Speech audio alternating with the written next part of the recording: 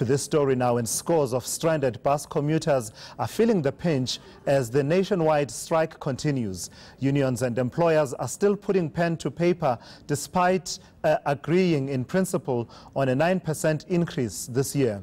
eNCA's Silindelo Masikane is following the story and joins me now. In fact, Silindelo, what I should have been saying there is that they are yet to put pen to paper. When we spoke on Friday, we were at a stage where there was a deal that's acceptable in principle to Labour. They were going to engage over the, in the coming days, being the past weekend and perhaps today. What has since transpired today?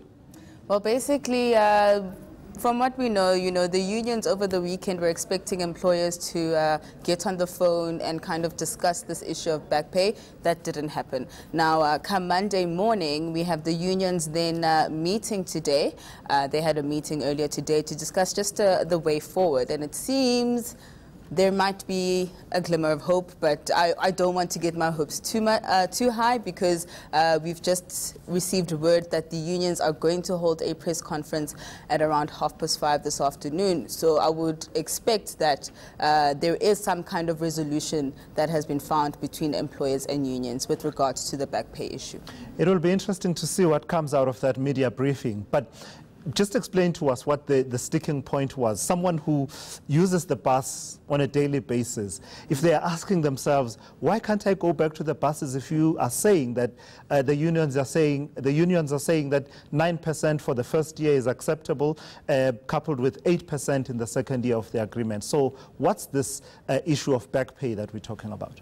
So the employers in the agreement stated that, listen, we will give you 9%, your 9% wage increase for year one, but it won't be backdated to the 1st of April. It will be effective from the moment or the day the agreement is signed. So that means that basically whatever work that the bus drivers did in April would not be paid for. However, bus drivers are saying, listen, we cannot agree to this because we worked a couple of days in April. So the strike essentially started on the 17th of April, 17th, 18th of April. So from the 1st of April till the 17th or 18th of April, bus drivers want to be paid for those amount of days that they worked, which is why we have the sticking point of the back pay for the first year of the wage increase for 9%. And that seems to be the stumbling block, because the other issues they're saying they are parking those to be resolved by a task team. Indeed, indeed. So it's just a matter of